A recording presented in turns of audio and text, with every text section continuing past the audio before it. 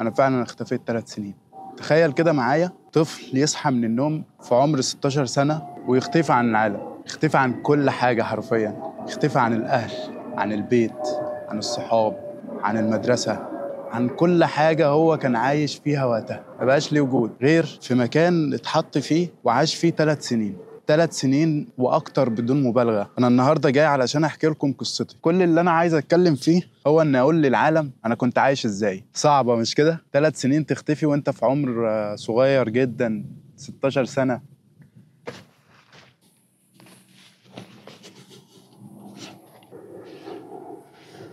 فكرت ان انا اعمل السلسله دي في فيديو واحد، بس قلت ازاي؟ ما ينفعش، يعني 3 سنين ما ينفعش ان انا اختصرهم في فيديو واحد 10 15 دقيقة. فقررت ان انا اعمل السلسلة دي. السلسلة دي هتكون عبارة عن ما تعلمت وما فهمت بعد اختفائي لأكتر من 3 سنين. عشت حياة مختلفة، عشت بعيد عن اهلي، بعيد عن صحابي، معيش موبايل. مش حابب ادخل في التفاصيل المكان الاختفاء، ولكن كل اللي انا عايز اعمله ان انا فعلا بعد ما خرجت من ال3 سنين دول خرجت شخص تاني خالص. دخلت 16 سنة، خرجت 20 سنة، كائن مختلف تماما تماما. كل حاجة في أفكاري، في أهدافي، في كل حاجة اتغيرت.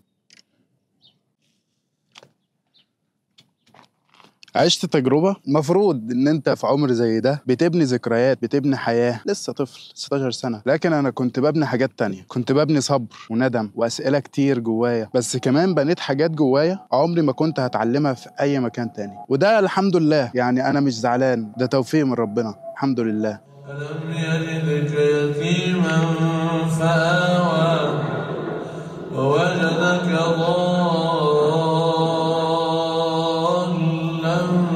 فهدى ووجدك عائلا